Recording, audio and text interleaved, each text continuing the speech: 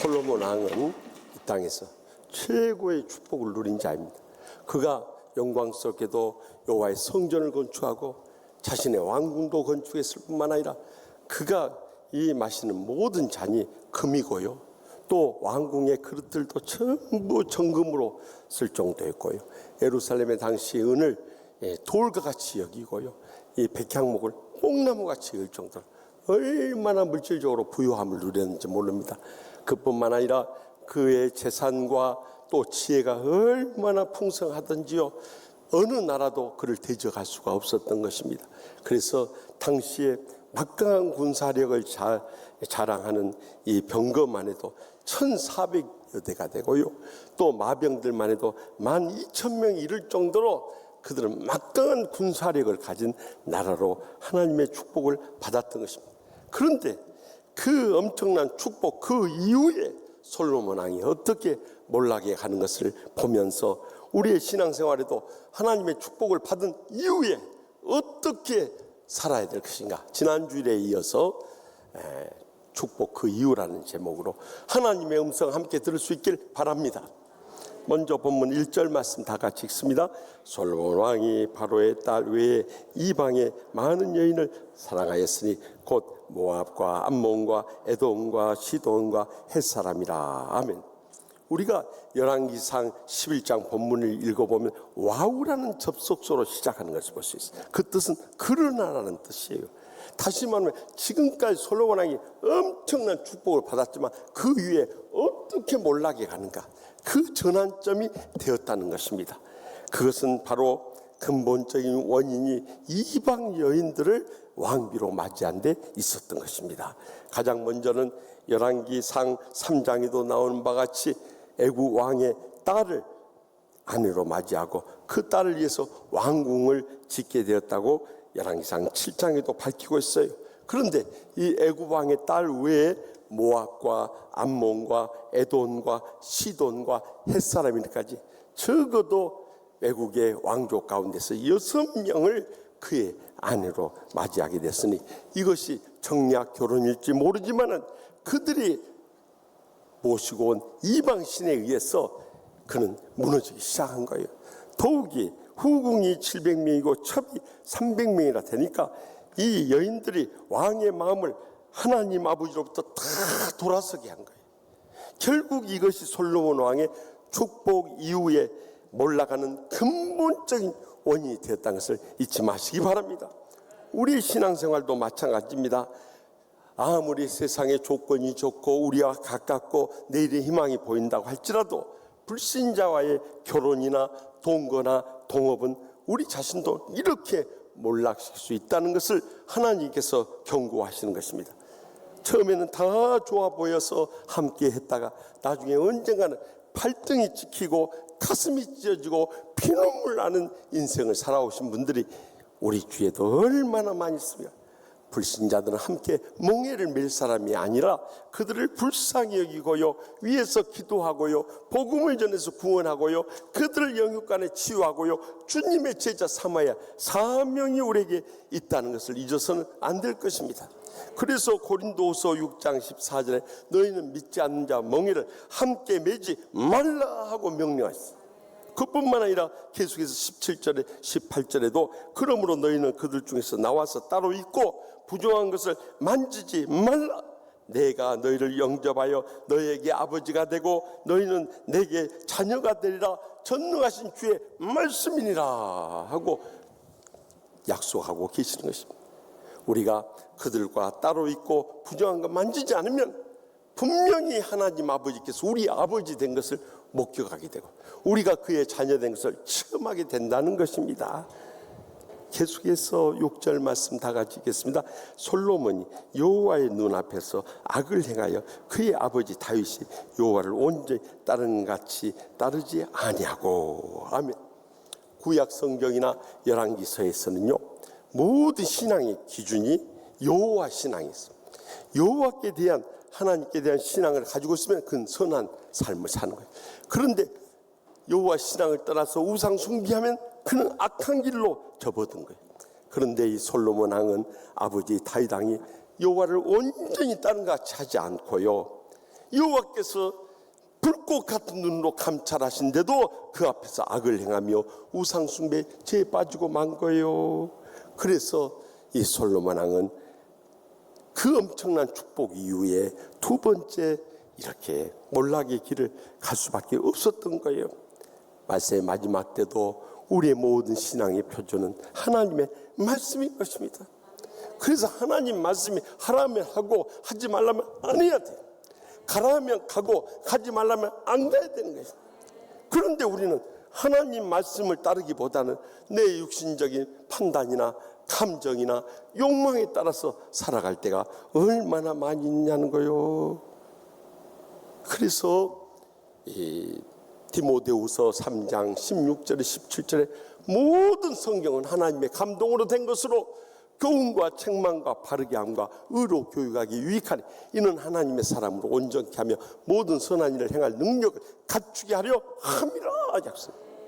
여러분, 하나님 말씀대로만 살면 우리가 어떤 분야에서 어떤 직종에 하든지 그런 사람들이요, 우리 사회를 이끌어가고 나라를 영도하고 민족을 일으켜 세워나갈 수 있는 것입니다. 마지막으로 우리가 본문 5절, 7절, 8절 말씀 다 같이 읽겠습니다. 이는 시돈 사람의 여신 아스다롯을 따르고 암몬 사람의 가증한 밀곰을 따름이라. 모압에 가증한 그모스를 위하여 예루살렘 앞산에 산당을 지었고 또 암몬 자손의 가증한 몰록을 위하여 그와 같이 하였으며 그가 또 그의 이방 여인을 위하여 다 그와 같이 한지라. 그들이 자기의 신들에게 분향하며 제사하였더라 하면, 솔로몬 왕은 이 시돈 여인을 아내로 맞이함으로 해서 그 바알신의 아내 신이라고 하는 아스다롯이라는 이방신을 데려와 버린 거예요. 그리고 또 이 모압 여인을 아내로 맞이함으로 해서 그들이 믿는 밀곰이라는 공 같은 신을 또 모시고 와버리고, 또 모압 여인을 맞이함으로 인해서 그들의 국민신인 그모스를 모시고 와버린 거예요. 또 암몬 자손이 그모스의 쌍둥이 형제신 몰록을 모시고 와서 산당을 짓고 분향을 하고 제사를 드려버려요. 이것이 바로 이 솔로몬 왕이 무너지는 결정적인 이유가 돼버린 거예요. 우상 숭배한 것이 하나님이 가장 싫어한 거예요.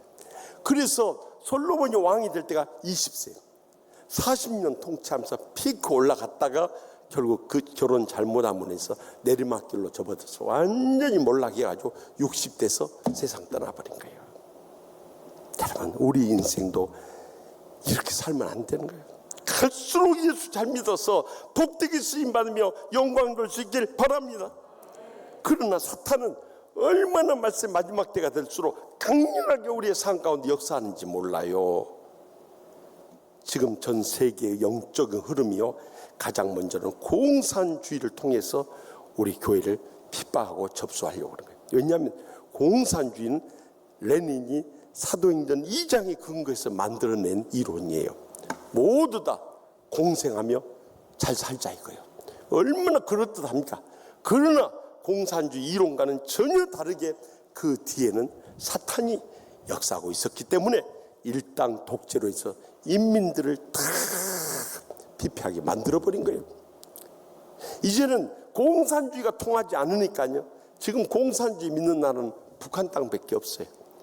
지금 말세 마지막 때는요, 동성애라든가 차별금지법이라든가 또 종교다운주의를 통해서 우리 믿는 자들의 신앙을 막 복잡하게 혼동을 일으켜가지고 무너뜨리려고 역사하는 거예요. 그렇기 때문에 우리는 성경 말씀대로 동성애를 폐기하고 차별금지법에, 겉으로 볼 때 차별을 금지한다는 게 얼마나 좋아 보입니까? 우리 복음을 역차별해가지고 복음을 마음껏 전하지 못하는 막아버리는 거예요. 더욱이 종교다운지 겉으로 볼 때는 얼마나 그럴듯합니까? 모든 종교에 구원이 있다고 이렇게 믿는 거예요. 그것이 마음이 넓은 것 같지만 진리를 왜곡하고 거짓 교리에 다 넘어가도록 하는 전략이에요. 그러나 여러분들, 이제 앞으로 더 무서운 세력들이 몰려오는데 그것이 바로 이슬람인 거예요. 이슬람은요, 일부 닫혀져. 그러니까 마누라들도 많이 얻어버리고 자식들도 많이 낳아버리니까 지금 이 기독교를 기하급수적으로 추월하고 따라오고 있는 거예요. 결국 그렇게 될 때 기독교도 힘을 쓰지 못할 그런 세상이 온다는 거예요. 이미 코로나19가 터지면서부터 한국 교회는요, 이제는 이 쇠퇴기에 접어들어 보니까, 제가 코로나19 터졌을 때 말했지 않습니까? 여러분들 이 핸드폰 예배 또 온라인 예배 보면 안 됩니다. 이미 유럽 교회가 축구 교실과 축구 게임으로 인해서 TV에 예배 드리면서 문을 닫기 시작했어요. 다 죽어버렸어요. 지금 미국 교회도 스포츠라든가 야외 행사 때문에 다 지금 문을 닫고 죽어가고 있어요. 근데 우리 유일하게 힘있게 살 때 한국 교회가 이 코로나19 때문에 이제 온라인 예배 이거 허용해가지고 죽어가고 있는 거예요. 그 현상이 첫 번째 나타난 거예요. 유럽 교회가 이 술집이라든가 슈퍼마켓이라든가 심지어 이슬람 사원도 다 팔려버렸다고 그랬죠. 우리나라에서 지난 주간에 가스펠 투데이라고 하는 이 신문에요 나왔는데요, 최초로 우리 교회가 술집으로 팔린 것이 저기 성수동에 있었어요. 왼쪽 그림은 십자가 있는 그 전에 교회고요, 오른쪽 그림은 이 십자가 떼고 리모델링 해갖고 나이트클럽이 돼버렸어요. 우리나라에도 이런 일이 시작됐다는 거예요. 주님 오실 날이 점점 가까워요. 이렇게 우상 종교뿐만 아니라 무속 신앙이 판을 치는 세상이 되어버렸어요. 여러분들 봐보시오. 지금 무속인들이요, 정계, 재계, 언론계, 방송계, 신앙계까지 들어오고 있어요. 지금 믿는 사람들이 이 가운데서도 일들이 안 풀리니까 무속인, 정말 용하던 무속인 찾아간 사람이 있을 겁니다. 그들은 과거는 맞출 수 있어요. 그러나 미래는 못 맞추는 거예요. 왜냐하면 미래는 하나님 손에 달리기. 만약에 그들이 미래 맞춘다면 뭔 무속인 하고 있겠어요. 다 재벌 돼가지고 평생 자기들 황금 얻고 복되게 살아보지 왜 거기에 방석 깔고 앉아 있겠어요. 여러분 속아서는 안 되는 거예요. 그런데 최근에 천공인지 지공인지, 지공이 뭔 뜻인지, 지하철 공짜요, 이런 무속인이 대통령 내외를 미혹시키고 있어요.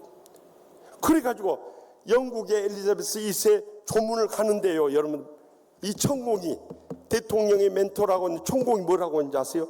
조문을 가면 악한 기운이 묻어올 수 있으니 가면 안 된다 그랬어요. 가서 조문 안 하고 와버린 거예요. 이유는 트래픽에 걸려서 조문할 시간이 없었다. 이게 말이 되냐 이 말이에요. 사탄이 이미 역사라고. 그러니까 미국 가서 그 비속어 해가지고 이것이 말 바이든이니 뭐 또 아니면 뭐라더라, 뭐라고 합디다, 이걸로 시끄러요. 여러분 저는요 지금 사탄이 이렇게까지 대통령실에까지 침투해서 이렇게 뒤흔들어 버리고 있는데 어느 목사가 이것을 책망하고 바로 지적하냐 이 말이에요. 이것은 다 영적인 문제예요.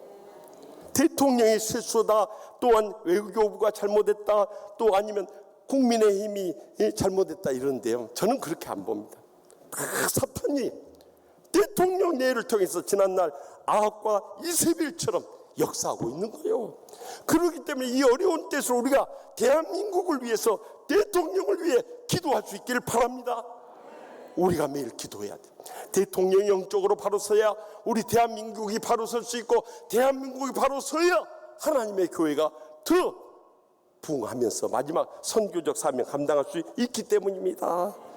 그래서 이런 우상 숭배하는 자들은 어떻게 될 것인가? 우상장인 시편 115편 4절과 8절 9절에 그들의 우상들은 은과 금이요 사람이 손으로 만든 것이라. 우상들을 만드는 자들과 그것을 의지하는 자들 다 그와 같으라. 이스라엘아 여호와를 의지하라. 그는 너희의 도움이시요 너희의 방패시로다. 우리의 도움과 방패 되시는 여호와를 의지할 것을 9절에 10절에 11절에 3번이나 강조하십니다. 이제 다른 길이 없습니다. 유형 우상 다 내버려야 돼. 사람이 만든 우상 다 버려야 돼. 그뿐만 아니라 더 두려운 것이 있는데 그것은 눈에 보이지 않는 무형 우상, 다시 말하면 하나님보다 더 사랑하는 인간의 욕심. 그래서 골로새서 3장 5절에 그러므로 땅에 있는 지체를 죽이라. 곧 음란과 부정과 사욕과 악한 정욕과 탐심이니, 탐심은 우상숭배. 여러분, 우리가 하나님보다 더 사랑하는 것들이 얼마나, 어떤 사람 물질 사랑해서 그것 때문에 주님 뜨겁게 헌신하고 섬기지 못해. 어떤 사람 명예 때문에 자존심 상하고 상처받아 교회 떠나버려. 어떤 사람 세상 향락에 빠져서 주님 앞에 나오지 못하고 이 모든 복의 통로에 예배를 잃어버리고 산 사람이 얼마나 많아.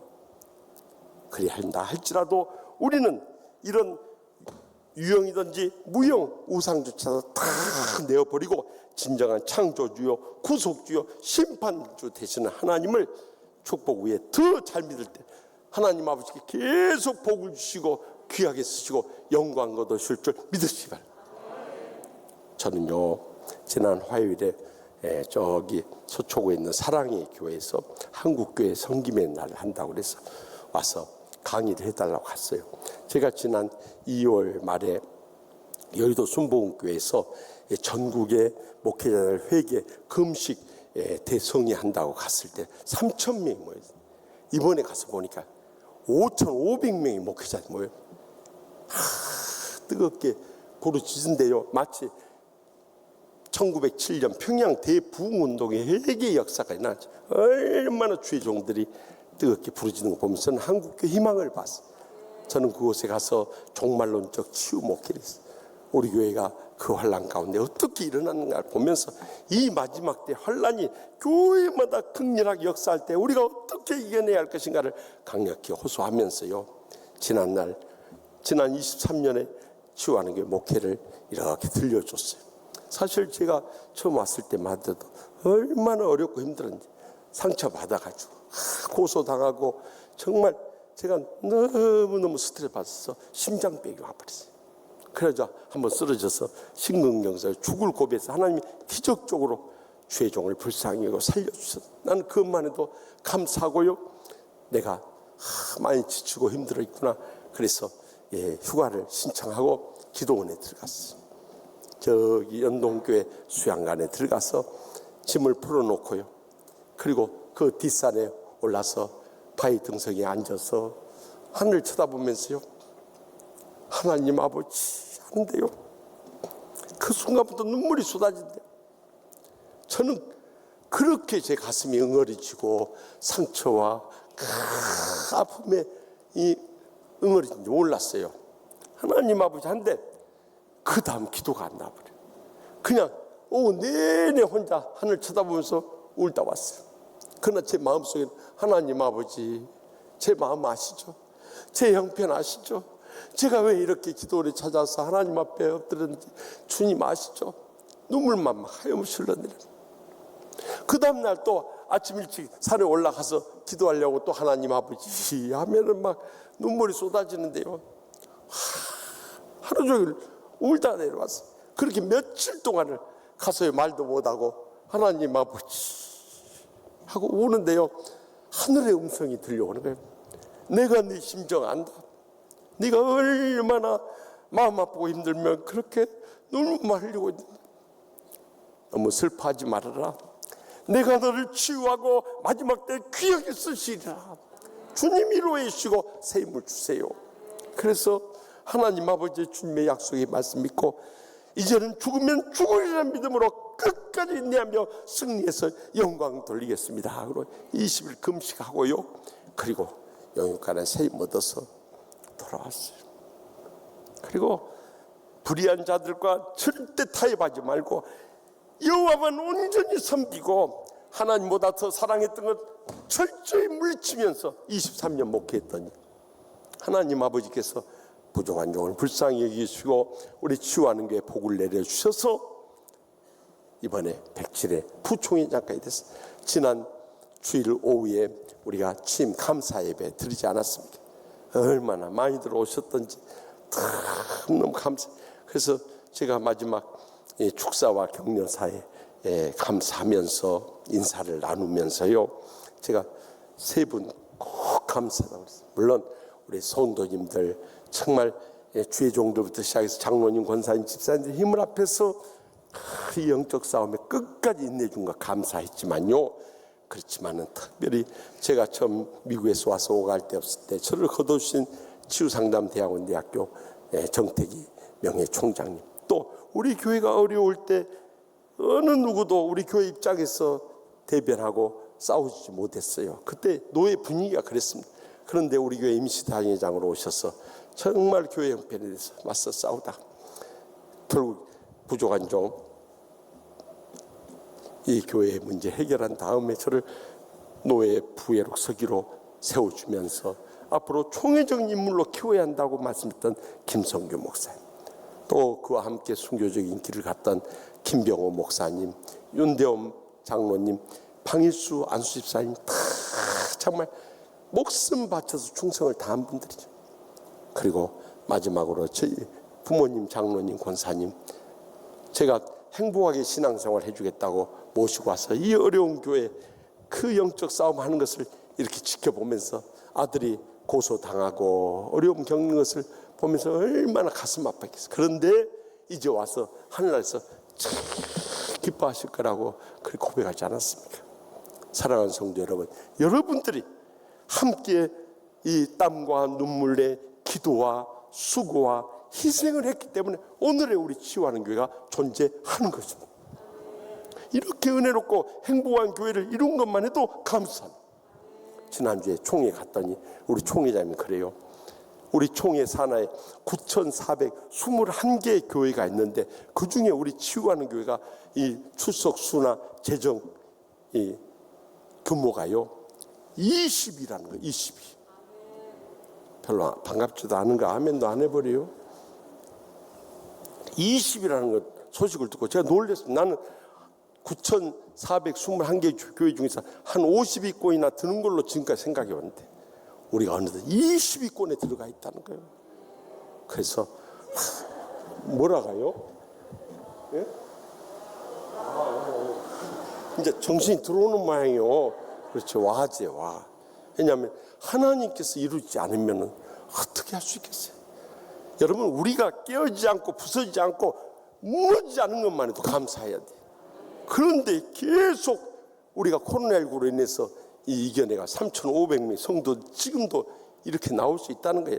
다른 교회들 보면은요 3분의 1 이상 다 떨어져 나가서 많이 떨어져 나가는 절반 떨어져 나가서 그런데 우리 교회는 별로 안 떨어져 다 지키고 있는 거예요. 그러니까 얼마나 감사한지. 왜 주님께서 우리에게 이 복을 주셨냐. 이제 이 축복 이후에도 더 겸손하게 매어달리고 영적으로 깨어서 마지막 때 사명 충성스럽게 감당하는. 그러면 하나님 아버지께서 계속 복을 주시고 귀하게 쓰시고 자손 대대로 하나님의 영광 크게 돌리게 되실 줄 확실히 믿습니다.